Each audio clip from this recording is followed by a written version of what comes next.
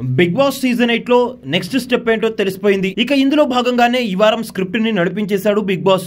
ఇక అది ఏంటి అంటే యష్మిని ఇంటి నుండి బయట పంపించడానికి స్క్రిప్ట్ రాశారు బిగ్ బాస్.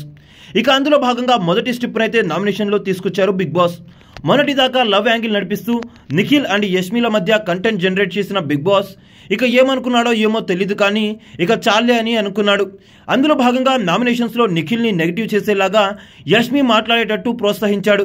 ఇక ఆ తర్వాత వీరిద్దరి మధ్య వైరానికి నాంది పలికాడు.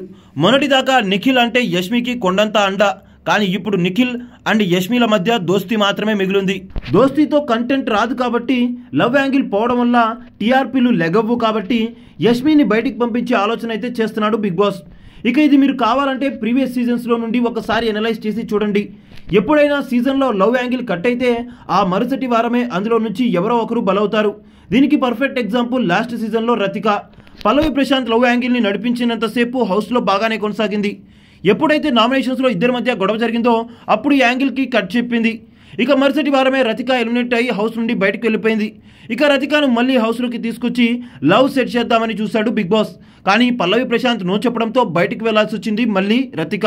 అయితే ఇక్కడ యష్మి లవ్ యాంగిల్ని కట్ చేసేయడంతో ఇక నో యూజ్ అంటూ అనుకుంటున్న బిగ్ బాస్ ఆమెకి ఈ వారం సెండ్ ఆఫ్ ఇచ్చే ప్లాన్ అయితే చేస్తున్నట్టుగా తెలుస్తుంది. ఈ స్క్రిప్ట్ లో అన్ని అనుకున్నట్టు జరిగితే Yashmi is the next contestant that who is going to walk out from the big boss house.